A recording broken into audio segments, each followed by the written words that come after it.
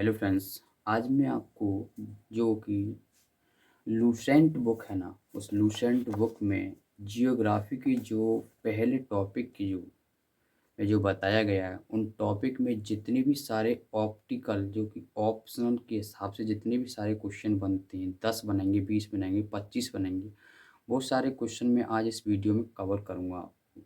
और हो सकता है मेरे पास टाइम ना होने की वजह से मैं आपको ये मतलब बोर्ड पे भी लिखा गया है कि इनके बारे में डिस्क्रिप्टिव के बारे में बताना था, पर बट आने वाली वीडियो में आपको पूरी डिटेल में बताऊंगा जो कि लूसेंट की जियोग्राफी के फर्स्ट चैप्टर के बारे में पूछा जाता है कि मतलब कि जियोग्राफी क्या है, जियोग्राफी परिभाषा क्या है, इसकी क्या भूमिका है, इस चीज़ के बारे में बताऊंगा। पर आज मैं लूसेंट के में जो इम्पोर्टेंट सभी क्वेश्चन हैं, उन इम्पोर्टेंट क्वेश्चन की जो कि ऑप्शन कैसे बने हैं, ऑप्शनल में मतलब कि ऑप्टिकल क्वेश्चन कैसे बन रहे हैं, उन ऑप्टिकल क्वेश्चन का जवाब मैं आपको दूंगा इस वीडियो के अंतर्गत। यकीन मानिए कम से कम 10 से 20 क्वेश्चन आपको कंप्लीट हो जाएंगे जो कि पहले टॉपिक से ही करवाऊंगा।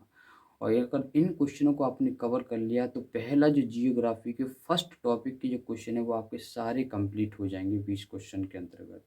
अगर आपको डिटेल में सीखना है तो इसके लिए एक थोड़ा वेट कीजिए, और सेकंड वीडियो आने वाली है दूसरे दिन, उसे देखिए। अगर वो नहीं देखते तो अगर ऑप्टिकल की देखनी है तो इसी वीडियो को देखिए आपसे। अब मैं आपको ऑप्शन के हिसाब से एक एक क्वेश्चन को दूंगा, उसका राइट आंसर आपको चूज करना है, और नहीं होगा मैं उसका राइट आंसर बताऊंगा। तो आइए चलते हैं वीडियो में, ज़्यादा देर ना टाइम वेस्ट करते हुए चलिए। देखिए नंबर 1 पे क्वेश्चन आता है कि भूगोल का जनक किसे कहा जाता है। तो आपके सामने 4 ऑप्शन हैं, आप 4 ऑप्शन को देखिए ध्यान से और अपने दिमाग में देखिए कि राइट आंसर कौन सा है। मैं आपको राइट आंसर बताऊंगा, ठीक। तो नंबर 1 पे दिया गया है हेरोडोटस, नंबर 2 पे दिया गया मैंडर, और नंबर 3 पे दिया है एरेटोस्थनीज, और चौथे नंबर पे दिया है केटियस। तो इसका देखिए राइट आंसर क्या हो जाएगा, भूगोल का जनक किसे कहा जाता है। तो भूगोल का जनक आपका राइट आंसर हो जाएगा, मतलब कि आंसर नंबर डी, मतलब केटियस हो जाएगा, ठीक। नंबर दूसरे पे क्वेश्चन में क्या पूछा गया है कि भूगोल को एक अलग अध्ययन शास्त्र के रूप में स्थापित करने का श्रेय निम्न में से किस विद्वान को है। तो आपके सामने 4 ऑप्शन हैं, चारों ऑप्शन को ध्यान से पढ़िए। Eratosthenes, number 2 Hipparchus, number 3 Hecataeus, number 4 Herodotus. तो इसका राइट आंसर क्या हो जाएगा, नंबर ए, मतलब एरेटोस्थनीज हो जाएगा आपका आंसर, ठीक है। नंबर तीसरे पे आता है क्वेश्चन में कि भूगोल के लिए जियोग्राफी का शब्द का प्रयोग सर्वप्रथम किसने किया था। ये मोस्ट इम्पोर्टेंट क्वेश्चन है, ठीक है। तो इसका राइट आंसर क्या हो जाएगा, 4 ऑप्शन मेंशन किए गए हैं, इकेटियस, हेरोडोटस, एराटोस्थनीज, अनेक्सीमेंडर। तो राइट आंसर हो जाएगा सी, आंसर हो जाएगा इसका एराटोस्थनीज।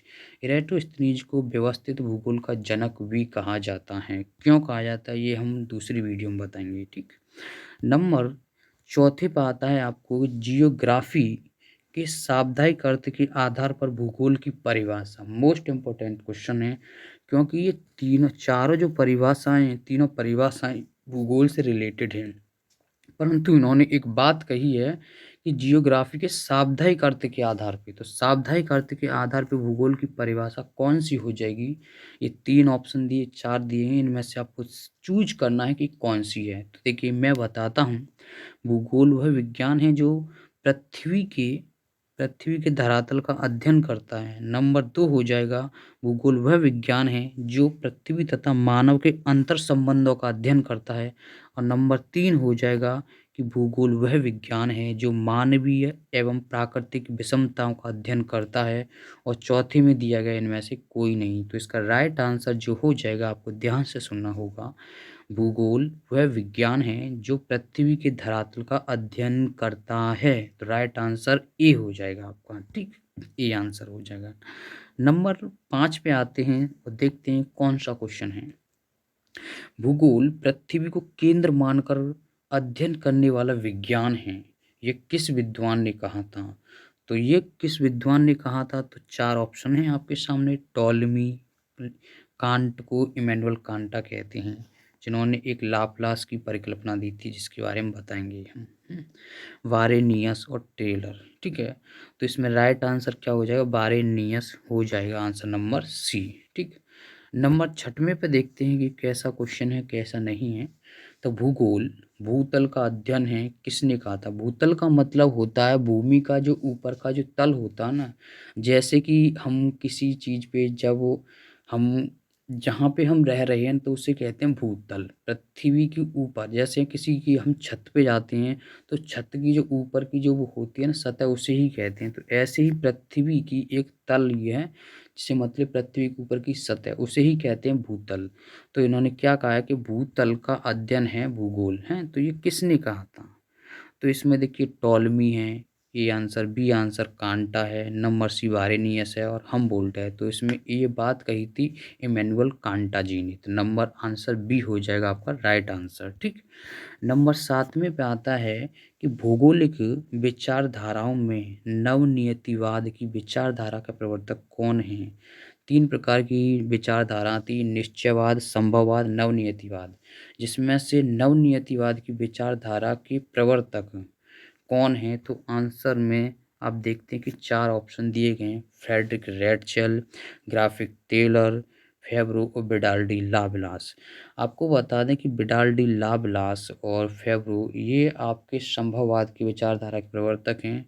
ग्राफिक टेलर जो हैं इसके राइट आंसर इसका यही है, तो ग्राफिक टेलर हो जाएगा इसका राइट आंसर। ठीक, नंबर 8 पे आते हैं और देखते हैं कि वर्तमान भूत की कुंजी है किसने कहा था?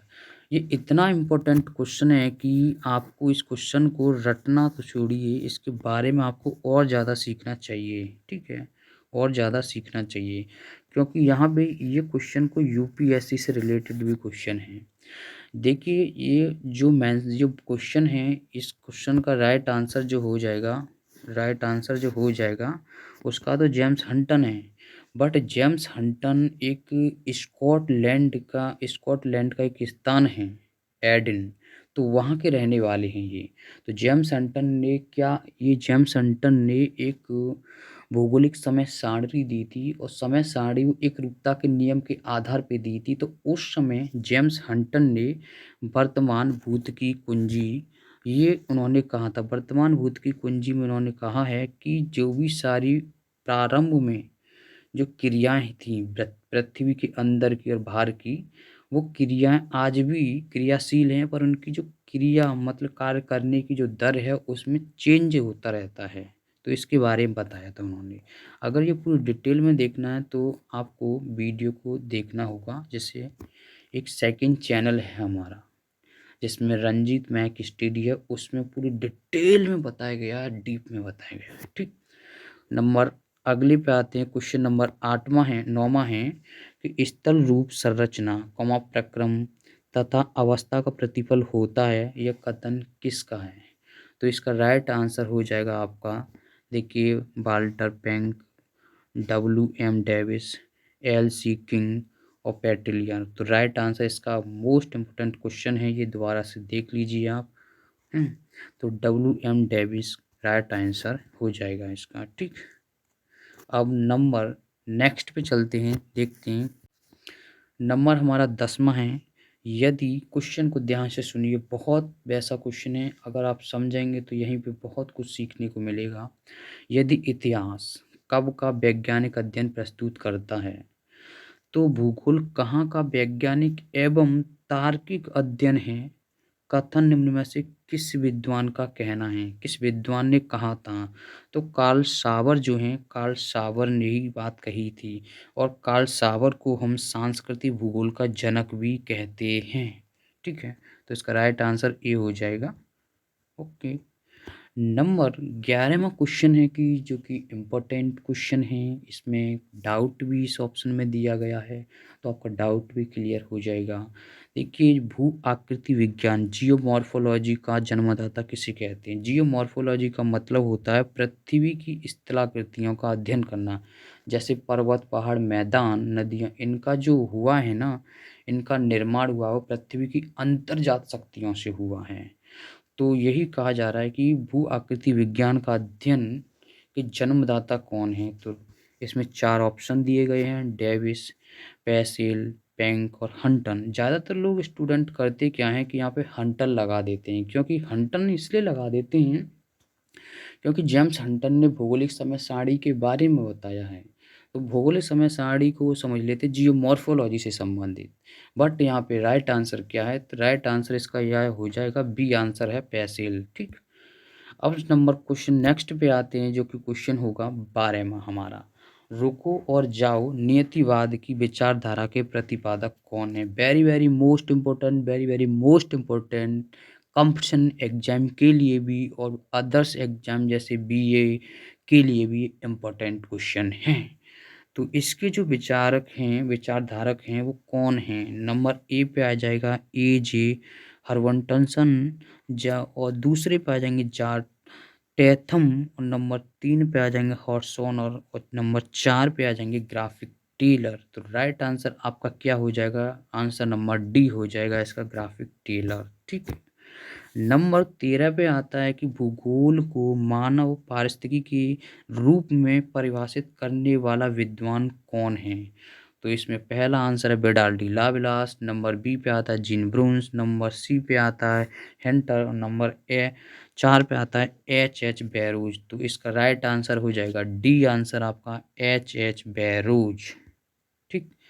नंबर 14 में पे आते हैं कि गणितीय भूगोल का प्रारंभकर्ता, या गणितीय भूगोल का प्रारंभकर्ता भी मान लेते हैं और गणितीय भूगोल का एक जनक भी मान लेते हैं इसे, है ना। तो प्रारंभिक भूगोल का गणितीय के जनक भूगोल कौन है? तो इसमें देखिए आंसर क्या है, Thales number 1, number B Ptolemy, number 3 Strabo, number 4 Theophrastus. तो देखिए राइट आंसर हो जाएगा इसमें ए, थेल्स। पूरा नाम क्या है इनका? थेल्स व अलेक्जी मिंडर, अलेक्जी मिंडर है। ठीक है, तो थेल्स हो जाएगा आपका। ठीक। अगले नेक्स्ट क्वेश्चन है 15वां। चूंकि लगा हुआ है यहाँ पे, चूंकि क्वेश्चन बनाया गया है तो इसलिए चूंकि लगाया है। तो चूंकि मानव पृथ्वी पर निवास करता है, अतः पृथ्वी पर निर्भर है, यह कथन किसका है? तो ये कहना किसका है? तो फेवरे का कहना है, बेडाल्डी लावलास का कहना है, या कुमारी एलन सैम्पल का कहना है, जीन ब्रोन्स का कहना है। देखिए आपको यहाँ पे सोचना होगा और इम्पोर्टेंट क्वेश्चन भी, आपको क्वेश्चन भी बनेगा। देखिए फेब्रो जो हैं वो संभववाद विचारधारा के विचारक हैं। नंबर जो बेडाल्डी लावलास हैं वो भी हैं। कुमारी एलन सैम्पल जो कि हैं ये एक जीन ब्रोन्स की शिष्या हैं। ठीक है, और जीन ब्रोन्स इनके गुरु हैं। तो इसका जो भी इसका राइट आंसर तो है जीन ब्रोन्स। ठीक। आंसर नंबर डी हो जाएगा इसका। ठीक। तो आपको कितने क्वेश्चन क्लियर हो गए? ठीक है। नंबर 16 में पे आता है कि क्षेत्रीय भूगोल, रीजनल जियोग्राफी का पिता निम्न में से किस भूगोल वेता को कहा जाता है? किस भूगोल वेता को कहा जाता है? तो कार्ल रिटर हैं, एच जे हर्बर्टसन हैं, फ्रेडरिक रेटचेल हैं, और हमबोल्ट हैं। तो इसका जो क्षेत्रीय जियोग्राफी की बात की जाए तो इसका हो जाएगा कार्ल रेटर। ठीक। अगले नेक्स्ट क्वेश्चन पे चलते हैं। अगला नेक्स्ट क्वेश्चन है आपका जियो, मतलब कि 17वां क्वेश्चन है, मानव भूगोल का संस्थापक निम्न में से किसको कहा जाता है? मानव भूगोल जो है ना, ह्यूमन जियोग्राफी का फादर या संस्थापक किसे कहा जाता है? तो ए में दिया गया बेडाल्डी लावलास, और देखिए वॉन हम्बोल्ट दिया गया है, कार्ल रेटर दिया गया है, जीन ब्रून्स दिया गया है। तो राइट आंसर हो जाएगा answer number C, Carl Ritter. ठीक। अगले नेक्स्ट क्वेश्चन पे चलते हैं। अगला नेक्स्ट क्वेश्चन है कि मानव भूगोल अस्थायी, पृथ्वी एवं चंचल मानव के पारस्परिक परिवर्तनशील संबंधों का अध्ययन है, यह कथन किसका है? तो देखिए यह कथन है जो कि बेडाल्डी लावलास, ये आंसर में। नंबर बी में हटिंगटन, नंबर 3 में कुमारी एलन सैम्पल या कुमारी सैम्पल, और हमबोल्ट। तो इसका राइट आंसर हो जाएगा कुमारी Ellen Semple, right answer C हो जाएगा। कभी भी पूछा जा सकता है कि कुमारी एलन सैम्पल किसकी शिष्या थी? तो जीन ब्रोन्स की शिष्या थी। तो आपको याद भी रखना होगा। कुमारी एलन सैम्पल एक अमेरिका की रहने वाली थी। तो राइट आंसर इसका हो जाएगा सी। ठीक है। जितने भी सारे आज के जितने भी सारे क्वेश्चन थे, ये सारे 18 क्वेश्चन थे जो कि लूसेंट के फर्स्ट चैप्टर से बने हुए थे। ये 18 क्वेश्चनों को सारों को मैंने आपको विस्तार पूर्वक एक सही तरीके से सही फ्लो में बताया हुआ है। अगर इनकी एक-एक बात, एक कड़-कड़ की बात सुननी है तो अगली नेक्स्ट वीडियो आएगी जिसमें मैं आपको बोर्ड पर बताऊँगा कि कौन-सी चीज़ कहाँ थी। जितने सारे ऑप्शनल के क्वेश्चन ऑप्टिकल में बने वो सारे क्वेश्चन आपको क्लियर कराए गए हैं। आशा है कि ये वीडियो आपको पसंद आएगी। अगर वीडियो पसंद आए तो अपने प्रिय बहन-भाइयों को शेयर करें जिससे कि उनका भी कुछ न कुछ फ़ायदा हो सके। अब हम मिलते हैं अपनी नेक्स्ट वीडियो में जिसमें हम बताएँगे बोर्ड पर इन सारे क्वेश्चनों को एक मतलब कि राइटिंग मतलब बोर्ड पे बताएँगे, एक-एक बात बताएँगे। जैसे इसमें कुमारी एलन सैंपल है इसका 18वें का आंसर। तो कुमारी एलन सैंपल के बारे में बताएँगे हम तुम्हें पूरी थोड़ी बहुत जानकारी। जो कि एक यू मतलब कि जो एग्ज़ाम की डिमांड है इसके हिसाब से, ठीक है?